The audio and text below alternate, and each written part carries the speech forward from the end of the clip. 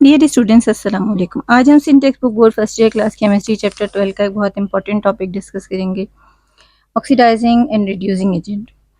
Oxidising और reducing agent को समझने के लिए हमारे माइंड में जो है ऑक्सीडेशन रिडक्शन की कंप्लीट जो डिटेल जो है वो होनी चाहिए। अब यहाँ पे देखिए, एक मैंने क्वेश्चन लिखी है, जैसे फॉर एग्जांपल सोडियम मेटल है। सोडियम मेटल 1A ग्रुप का एलिमेंट है। 1A ग्रुप के एलिमेंट्स में आटोमोशियल में ओनली 1 इलेक्ट्रॉन होते हैं और आफ्टर लूजिंग 1 इलेक्ट्रॉन ये केटाइन बनाते हैं, और ये केटाइन जो है वो यहाँ पर शो कर रहा है कि इसने एक इलेक्ट्रॉन लॉस किया है। अब वो एलिमेंट्स जिसमें लॉस ऑफ इलेक्ट्रॉन होता है उसे हम ऑक्सीडेशन प्रोसेस कहते हैं। ये अब यानी कि यहाँ इस इक्वेशन में सोडियम जो है वो ऑक्सीडाइज हुआ है। अब जो ऑक्सीडाइज होते हैं वो दूसरों के लिए रिड्यूसिंग एजेंट्स होते हैं, ये अपोजिट होता है। ये देखिए मैंने यहाँ पर मेंशन किया है कि वो अपोजिट होते हैं। अब इसी तरह से बिल्कुल अगर हम हेलोजन जो है यानी 7 ग्रुप के किसी एलिमेंट को लेते हैं, मैंने यहाँ क्लोरीन लिखा है। क्लोरीन के आउटर शेल में 7 इलेक्ट्रॉन्स होते हैं, और ये इलेक्ट्रॉन जो हमने यहाँ से जो एलिमिनेट किया है यानी इजेक्ट किया है, जो भी इसने ऑक्सीडाइज किया है, वो इलेक्ट्रॉन क्लोरीन ने जो वो गेन किए। गेन करने के बाद देखें, ये जो गेन ऑफ इलेक्ट्रॉन होता है इसे हम रिडक्शन कहते हैं। ये रिड्यूस जो हुआ है, खुद रिड्यूस हुआ है, तो ये ऑक्सीडाइजिंग एजेंट हो गया। यानी कि इसमें बेसिक क्या है कि इलेक्ट्रॉन जो है, electron are neither created not destroy in a chemical reaction, बल्कि ये ट्रांसफ़र होते हैं एक जगह से दूसरी। यानी कि इलेक्ट्रॉन को ना तो हम क्रिएट कर सकते हैं ना ही डिस्ट्रॉय कर सकते हैं, वो एक फॉर्म से दूसरे फॉर्म में जो है वो यानी एक स्पीशी से दूसरी स्पीशी में जो है वो ट्रांसफ़र होते हैं। वो स्पीशीज़ जो इलेक्ट्रॉन लॉस करती हैं वो ऑक्सीडाइज होती हैं, और जो गेन करती हैं वो रिड्यूस होती हैं, और जो ऑक्सीडाइज होती हैं वो उसका अपोजिट यानी कि रिड्यूसिंग एजेंट होते हैं, क्योंकि खुद ऑक्सीडाइज हुए हैं। और ये इलेक्ट्रॉन जो इन्होंने ऑक्सीडाइज किया है वो दूसरे एलिमेंट को रिड्यूस कर रहा है, तो ये रिड्यूसिंग एजेंट होंगे। इसी तरह से ये इलेक्ट्रॉन जो है इसने गेन किया है, ये खुद रिड्यूस हुआ है, तो ये दूसरे एलिमेंट को ऑक्सीडाइज कर रहा है। तो इस तरह से हम इसको जो है वो बेसिक जो है वो हम इसकी समझते हैं। ऐसे यानी टाइप की जो रिएक्शन है उसमें जो रिएक्शंस परफॉर्म होते हैं, ऑक्सीडाइजिंग और रिड्यूसिंग एजेंट जो रिएक्शन जिसकी रिएक्शन की जो टाइप्स जो है फिनोमेना में परफॉर्म होती है उसे हम रेडॉक्स रिएक्शन कहते हैं। रेडॉक्स रिएक्शन में क्या होता है कि ऑक्सीडेशन और रिडक्शन का जो है ये एक रिवर्स प्रोसेस होता है। यानी कि अगर ऑक्सीडेशन में लॉस ऑफ इलेक्ट्रॉन होते हैं तो रिडक्शन में गेन ऑफ इलेक्ट्रॉन होती है। यानी जो इलेक्ट्रॉन ऑक्सीडाइज होंगे वो रिडक्शन में गेन हो जाएंगे, तो इलेक्ट्रॉन जो है वो ट्रांसफर यहाँ पर परफॉर्म होगा, ना तो इलेक्ट्रॉन क्रिएट होंगे और ना ही इनको डिस्ट्रॉय कर सकेंगे। अब ये जो ऑक्सीडेशन जिस एलिमेंट में होगी वो जो है रिड्यूसिंग एजेंट होगा, और जो जिसमें रिडक्शन परफॉर्म होगी वो ऑक्सीडाइजिंग एजेंट होगा। तो यहाँ पे थोड़ी सी मैंने एग्जांपल लिखी है नॉर्मल लाइफ की, कि जो रस्टिंग ऑफ आयरन है, फोटोसिंथेसिस है, फेडिंग ऑफ क्लॉथ है, जनरेशन ऑफ इलेक्ट्रिक करंट है। तो इसमें जो है ये सारी चीज़ें हम देख लेते हैं कि ये एक बेसिक रेडॉक्स रिएक्शन हमारी लाइफ की एग्जांपल्स हैं। अब डेफिनेशन के हिसाब से अगर हम देखें तो जो ऑक्सीडेशन है, ऑक्सीडेशन को जो है हम process in which oxidation state of element increase, यानी कि जो ऑक्सीडेशन वो प्रोसेस है जिसमें किसी भी एलिमेंट की ऑक्सीडेशन स्टेट यानी कि वैलेंसी या फिर जो फॉर्मल चार्ज होता है वो इंक्रीज होता है। इंक्रीज का मतलब होता है पॉजिटिव साइड पर जो है शिफ्ट होता है। While reduction is a process in which oxidation state of an element decrease, यानी रिडक्शन वो प्रोसेस है जिसमें किसी भी जो है यानी जो एलिमेंट उसमें परफॉर्म हो रहे हैं, जो रिएक्शन में पार्टिसिपेट कर रहे हैं, उनकी ऑक्सीडेशन स्टेट डिक्रीज होती है। इसको एग्जाम्पल से समझ लेते हैं, जैसे कि ये जिंक जो है वो मेटल है, जो प्योर मेटेलिक फॉर्म में जो एलिमेंट्स होते हैं उनकी ऑक्सीडेशन स्टेट 0 होती है। हाइड्रोक्लोरिक एसिड में हाइड्रोजन +1 है और क्लोरीन -1। तो यहाँ पर देखें जिंक ने क्लोरीन के साथ कंबाइन होकर जिंक क्लोराइड बनाया। अब जिंक क्लोराइड बनाएंगे तो ये क्लोरीन -1 था, ऑब्वियसली क्लोरीन -2 होगा, तो इसके साथ जिंक जो है वो +2 होगी। यानी हमने यहाँ पे क्या नोट किया है कि जो जिंक था वो 0 है, और वो 0 से जब हाइड्रोक्लोरिक एसिड के साथ रिएक्ट करता है तो जिंक क्लोराइड बना रहा है, तो उसमें उसकी ऑक्सीडेशन स्टेट 0 से +2 में कन्वर्ट हो रही है। यानी कि ये 0 से +2, तो इसकी ऑक्सीडेशन स्टेट इंक्रीज हो रही है। इसी तरह से अगर हम हाइड्रोक्लोरिक एसिड को जो है वो हाइड्रोजन में देखते हैं, यहाँ पे हाइड्रोक्लोरिक एसिड और ये हाइड्रोजन है, इसको हम देखते हैं। अच्छा, यहाँ देखें कि बहुत सारे एलिमेंट्स ऐसे भी होते हैं जिनकी ऑक्सीडेशन स्टेट चेंज नहीं होती, जैसे क्लोरीन यहाँ पे -1 है तो यहाँ भी -1 ही रहा है। तो इसका मतलब ये है कि ये जो रिड्यूसिंग ऑक्सीडेशन जो है उसमें इसको कोई फर्क नहीं पड़ा।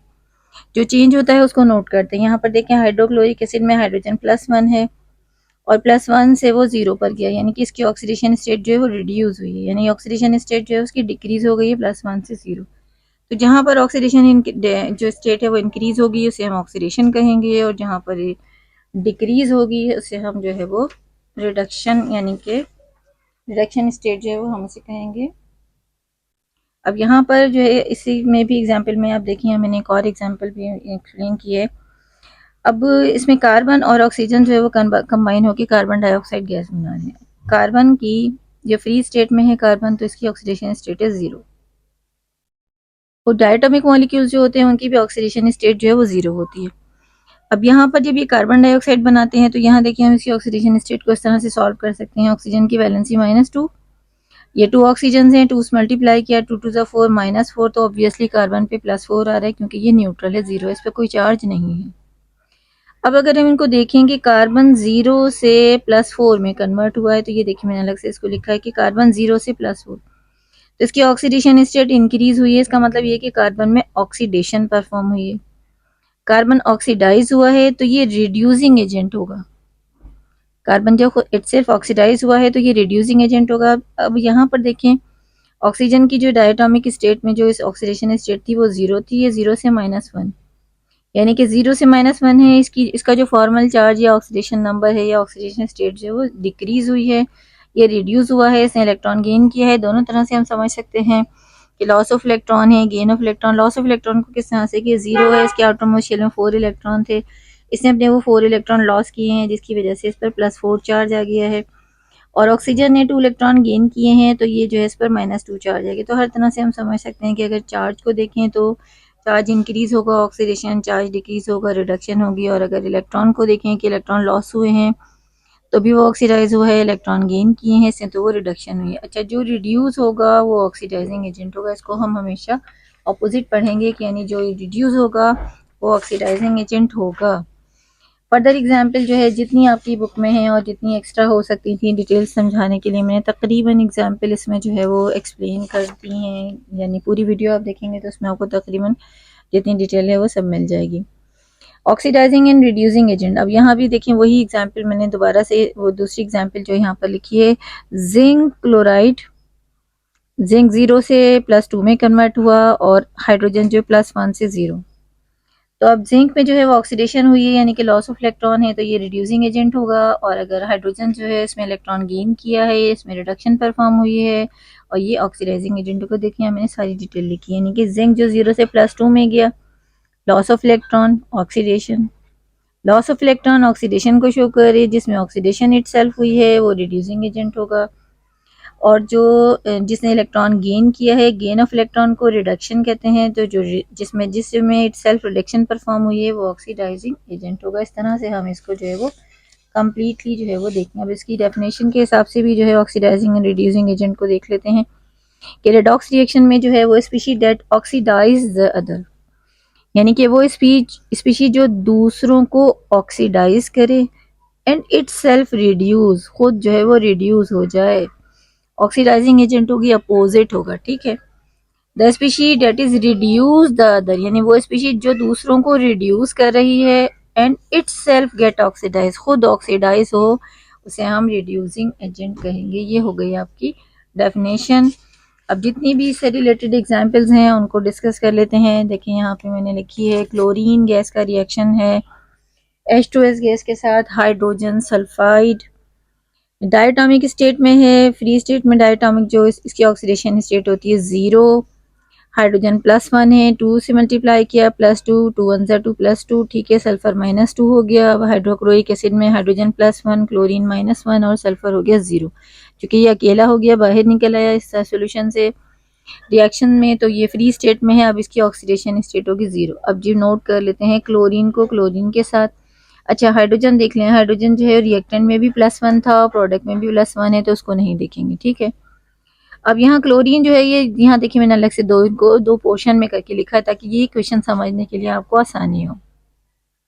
क्लोरीन को क्लोरीन के साथ लिखा है, H2S को हाइड्रोजन सल्फाइड को सल्फर के साथ। ये देखिए 2 इक्वेशन मैंने यहाँ बना दी। अब इसको इस पर थोड़ा और कर लें, डिस्कस कर लेते हैं कि क्लोरीन जो है 0, इसने 2 इलेक्ट्रॉन्स गेन किए। गेन ऑफ इलेक्ट्रॉन देखिए लिखा मैंने, gain of electron reduction perform हुई है, माइनस चार्ज हो गया, यानी कि 0 से -1 में आ गया, चार्ज रिड्यूस हो गया। अब ये खुद जो है रिड्यूस हुआ है तो ये ऑक्सीडाइजिंग एजेंट होगा। इसमें देखें सल्फर की जो ऑक्सीडेशन स्टेट यहाँ पे -2 है। -2 का मतलब ये कि इसके आउटरमोस्ट शेल में 2 इलेक्ट्रॉन एक्स्ट्रा है, वो इसने लॉस कर दिए। आफ्टर लूजिंग 2 इलेक्ट्रॉन इसकी वैलेंसी जो है वो 0 हो जाएगी, यानी कि ये फ्री स्टेट में आ गया, न्यूट्रल हो गया। 0 जो है ये 2 इलेक्ट्रॉन्स जो यहाँ से आउट हो गए, तो ये इसने लॉस किए हैं 2 इलेक्ट्रॉन। लॉस ऑफ इलेक्ट्रॉन को ऑक्सीडेशन कहेंगे, जिसमें ऑक्सीडेशन होगी वो रिड्यूसिंग एजेंट होंगे, अपोजिट हो गया। जिसमें रिडक्शन हुई है वो ऑक्सीडाइजिंग एजेंट हैं, जिसमें ऑक्सीडेशन हुई है वो रिड्यूसिंग। बार बार देखिए मैं यही पॉइंट रिपीट कर रही हूँ आपको अच्छी तरह से समझाने के लिए। कॉपर ऑक्साइड हाइड्रोजन के साथ रिएक्शन है। यहाँ पर देखिए ये जो कॉपर है इसको देखिए मैंने ये फिर दोबारा से इसी तरह से मैंने इसको 2 स्प्लिट इक्वेशंस बना दी हैं ताकि आप ऑक्सीडेशन रिडक्शन को काफ़ी डिटेल से जो है वो समझ सकें। अब यहाँ पर देखें कि जो है कॉपर जो ऑक्सीजन की वैलेंसी -2 और कॉपर है +2। अब कॉपर +2 से तो ये जो ऑक्सीजन जो है इसकी वैलेंसी होती है -2 और कॉपर की वैलेंसी +2, यानी ऑक्सीडेशन स्टेट +2। इसने 2 इलेक्ट्रॉन गेन किए हैं और ये 0 न्यूट्रल हो गया है। और यहाँ पर देखिए डायटोमिक जो हाइड्रोजन गैस गैसियस स्टेट में H2 0 से इसने एक इलेक्ट्रॉन लॉस किया है। लॉस करने के बाद ये +1 ये ऑक्सीडेट। यहाँ पर देखिए इसमें gain of electron reduction perform हुई है और इसने इलेक्ट्रॉन लॉस किए हैं या ऑक्सीडेशन हुई है, तो ये ऑक्सीडेशन है तो ये रिड्यूसिंग एजेंट होगा। और ये रिडक्शन उसमें हुई है कॉपर ऑक्साइड में, तो ये जो है आपका ऑक्सीडाइजिंग एजेंट होगा। फर्दर थोड़ी जो कॉम्प्लिकेटेड इक्वेशंस हैं आपके कोर्स में हैं वो भी सारी डिस्कस कर लेते हैं। तकरीबन एग्जांपल्स मैंने एक्सप्लेन कर दी हैं इसमें इक्वेशन के साथ जितनी भी है। Fe2O3 आयरन ऑक्साइड है, फेरिक ऑक्साइड जो, और ये कार्बन मोनोऑक्साइड के साथ इसका रिएक्शन है। जो Fe जो है न्यूट्रल हो गया है और जो ये एटॉमिक फॉर्म में आ गया है, मेटालिक फॉर्म में आ गया है। कार्बन मोनोऑक्साइड कार्बन डाइऑक्साइड में कन्वर्ट हो गई है। अब यहाँ पर देखिए Fe2O3 को जो है हम इसकी ऑक्सीडेशन स्टेट देख लेते हैं कि ऑक्सीजन की वैलेंसी -2, 3 से मल्टीप्लाई किया 3 × 10⁻⁶ इस पर देखें कोई चार्ज नहीं है, ऑब्वियसली 0 होगा, तो ये +6 -6 का जो न्यूट्रल है +6 होगा। +6 को चार्ज आपने डिस्ट्रीब्यूट करना है 2 आयरन पर, तो +3 × 2 हम लगा देंगे। यानी कि यहाँ पे आपने क्या नोट किया कि Fe पर जो चार्ज है वो +3 है और वो +3 से जो है वो 0 में कन्वर्ट हुआ। यहाँ देखिए मैंने दोबारा इसको रेड से मार्क किया ताकि नोट करें आप कि Fe +3 आफ्टर गेनिंग 3 इलेक्ट्रॉन 0 पर जो है वो शिफ्ट हो गया। Gain of electron reduction perform हुई है, तो ये ऑक्सीडाइजिंग एजेंट होगा। कार्बन मोनोऑक्साइड को देखें, कार्बन मोनोऑक्साइड में ऑक्सीजन -2 तो कार्बन +2 है। कार्बन डाइऑक्साइड में ऑक्सीजन -2 2 से ये 2 CO2 2 ऑक्सीजन है, 2 से मल्टीप्लाई करेंगे 2 to the 4 -4। ऑब्वियसली कार्बन पे आ जाएगा +4, तो यहाँ देखिए कार्बन +2 से +4 में कन्वर्ट हुआ, यानी कि इसने फर्दर 2 इलेक्ट्रॉन लॉस किए हैं। लॉस ऑफ इलेक्ट्रॉन है, इसमें ऑक्सीडेशन परफॉर्म हुई है। जब ऑक्सीडेशन परफॉर्म हुई है तो ये रिड्यूसिंग एजेंट होगा, अपोजिट होता है, ठीक है। इसी तरह reaction of aluminium with sulphuric acid लिखते हैं, एल्युमिनियम सल्फेट बनेगा, सल्फर डाइऑक्साइड है और वाटर। अब ये रिएक्शन समझने के लिए हम देखें एल्युमिनियम को एल्युमिनियम सल्फेट के साथ लिखेंगे और H2SO4 को सल्फर डाइऑक्साइड के साथ लिखेंगे। एल्युमिनियम जो है यहाँ देखें 0 न्यूट्रल 0 स्टेट में, ऑक्सीडेशन स्टेट इसकी फ्री स्टेट में 0 है। और यहाँ पर जो एल्युमिनियम सल्फेट जो है उसकी ऑक्सीडेशन स्टेट इस तरह से फाइंड कर लेंगे, SO4 को -2, 3 से मल्टीप्लाई किया 3 to the 6 -6, ऑब्वियसली यहाँ पे +6 आना चाहिए। +6 को आपने डिस्ट्रीब्यूट कर दिया 2 एल्युमिनियम पर, तो एक पर +3 आ जाएगा, दूसरे पर +3, तो हम इसे इस तरह लिखेंगे +3 × 2। तो आपने यहाँ नोट कर लिया कि एल्युमिनियम 0 से +3 यानी कि इसने 3 इलेक्ट्रॉन्स लॉस किए हैं। लॉस ऑफ इलेक्ट्रॉन ऑक्सीडेशन हुई है, तो ये रिड्यूसिंग एजेंट होगा। इसी तरह से H2SO4 जो है इसमें देखिए ऑक्सीजन की वैलेंसी -2 4 से मल्टीप्लाई किया, ऑक्सीजन की चार्ज -2 4 से मल्टीप्लाई करेंगे, 4 ऑक्सीजन पार्टिसिपेट कर रहे हैं, 4 2 8 -8। हाइड्रोजन +1 है, 2 से मल्टीप्लाई करेंगे, ये 2 हाइड्रोजन है यहाँ पे, तो +2। अब -8 +2 जो है वो -6 होगा, -6 को न्यूट्रल करने के लिए +6 लगाएंगे। अब यहाँ सल्फर डाइऑक्साइड में ऑक्सीजन की वैलेंसी -2 2 से मल्टीप्लाई किया 2 to the 4 -4 और सल्फर पे आ जाएगा +4 ताकि ये न्यूट्रल हो जाए 0। अब देखें सल्फर पे यहाँ पे +6 था और यहाँ पे जो है चार्ज उसका +4, यानी चार्ज रिड्यूस हुआ है। यहाँ पे रिडक्शन परफॉर्म हुई है, जो रिडक्शन परफॉर्म हुई है तो ये ऑक्सीडाइजिंग एजेंट होगा। इस तरह से हम जो आपके कोर्स में हैं सारी जो इक्वेशंस हैं डिटेल में हैं, सारी को सब मैं एक्सप्लेन कर देती हूँ ताकि वो अच्छी तरह से आपको समझ आने की। इक्वेशन जो है थोड़ी कॉम्प्लिकेटेड सी है, potassium dichromate, potassium iodide sulphuric acid के साथ क्रोमियम सल्फेट बना रहा है, पोटेशियम सल्फेट आयोडीन बना रहा है, तो इतनी सारी बहुत कॉम्प्लिकेटेड सी इक्वेशन को देखकर परेशान होने की ज़रूरत नहीं है। यहाँ पर हम जो है वो सिर्फ वो नंबर्स देख लेंगे जिनकी ऑक्सीडेशन स्टेट जो है वो चेंज हुई है। तो वाटर नहीं है इसमें। अब ये SO4 दोनों साइड पर सेम है तो उसको छोड़ देंगे। ये H2SO4 है, ये K2SO4 है, तो इसे हम नोट नहीं करेंगे। क्रोमियम को क्रोमियम के साथ देख लेते हैं और पोटेशियम आयोडीन आयोडाइड को आयोडीन के साथ। तो ये देखिए मैंने दो इसकी इक्वेशन अलग जो है वो बना दी। स्प्लिट इक्वेशंस बनाने के बाद हम इसको थोड़ा डिटेल से देखते हैं कि K2Cr2O7 पोटेशियम डाइक्रोमेट। अब इसमें ऑक्सीजन की ऑक्सीडेशन स्टेट -2, 7 ऑक्सीजन है, 7 2 से मल्टीप्लाई किया, 7 2 14, -14 पोटेशियम +1 होता है, 1 ग्रुप का एलिमेंट है, 2 पोटेशियम है, +2। अब ये देखें प्लस -14 और +2 तो -12 होगा, +12 लगाएंगे ताकि यहाँ 0 हो जाए। +12 चार्ज जो है 12 जो है वो Cr2 पे डिस्ट्रीब्यूट करना है, तो यहाँ +6 × 2 आ जाएगा। इसी तरह यहाँ पर SO4 को टोटल हमने देख लिया कि SO4 यानी सल्फेट जो है आयन होते हैं उसमें -2 चार्ज होता है। ये 3 से मल्टीप्लाई किया, 3 to the 6 -6, तो ये ओवरऑल न्यूट्रल है, तो यहाँ +6 आना चाहिए। +6 को आपने 2 क्रोमियम पे डिस्ट्रीब्यूट किया तो +3 से मल्टीप्लाई कर लेंगे। अब नोट क्या किया हमने कि क्रोमियम में जो यहाँ पर +6 ऑक्सीडेशन स्टेट थी वो +3 हो गई है, ना कि मैंने दोबारा लिखी ताकि आपको इसे अच्छी तरह से समझ सकें। क्रोमियम +6 जो है वो चार्ज 3 इलेक्ट्रॉन गेन करने के बाद उसका चार्ज रिड्यूस हो गया है, +6 से +3 में आ गया है। तो इसने इलेक्ट्रॉन गेन किया है। गेन करने वाला जो है वो रिडक्शन परफॉर्म करता है। जो रिडक्शन जिसमें रिडक्शन परफॉर्म होती है वो ऑक्सीडाइजिंग एजेंट होता है।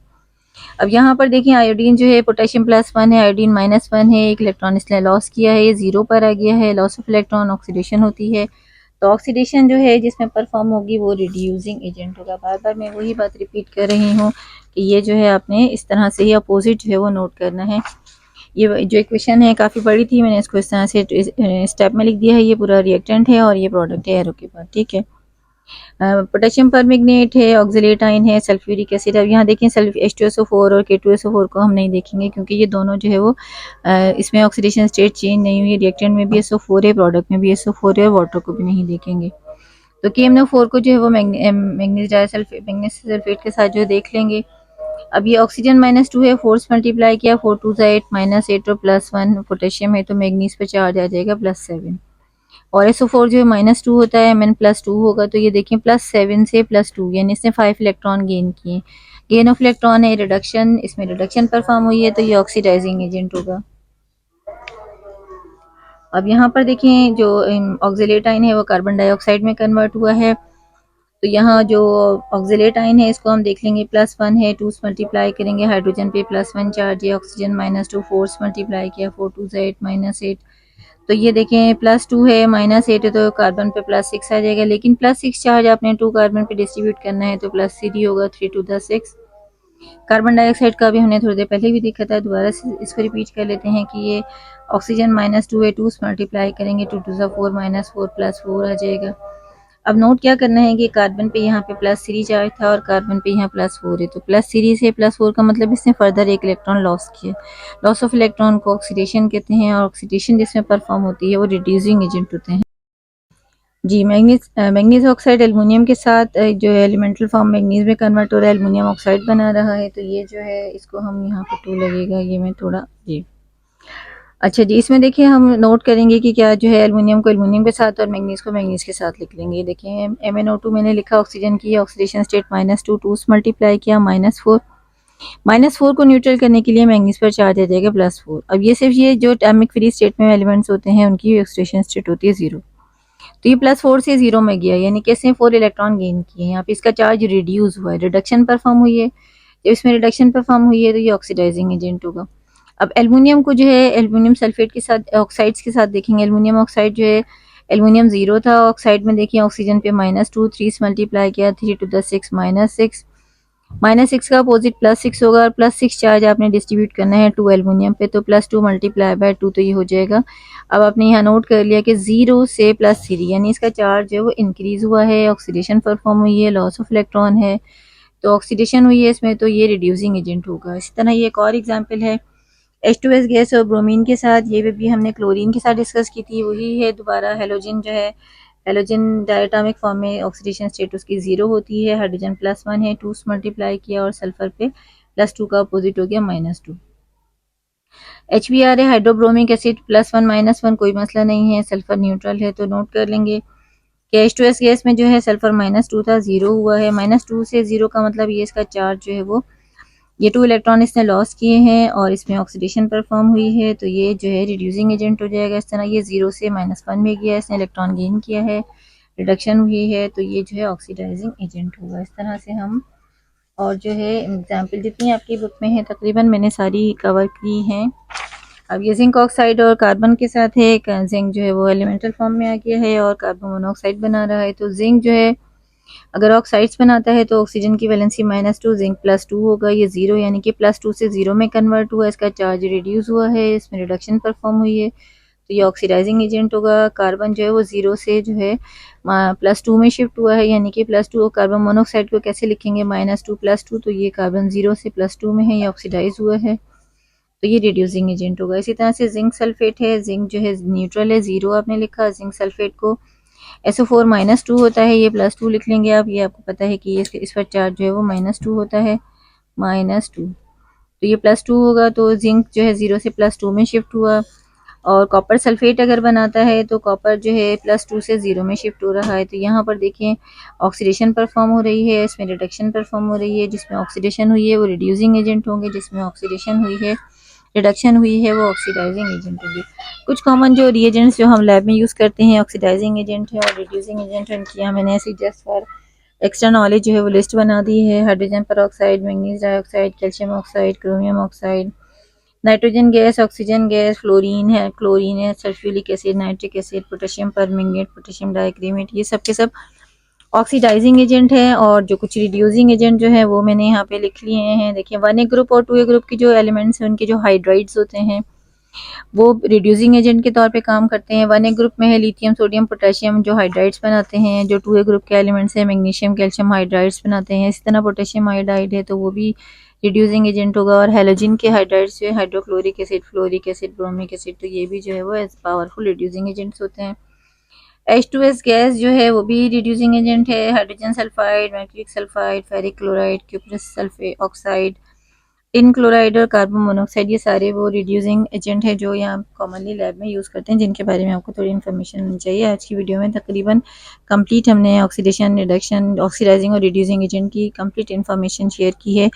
आप मेरे चैनल को सब्सक्राइब करें और वीडियो को लाइक और शेयर करें, क्योंकि ये आपके एजुकेशन पॉइंट ऑफ व्यू में बहुत ज़्यादा हेल्पफुल होगी।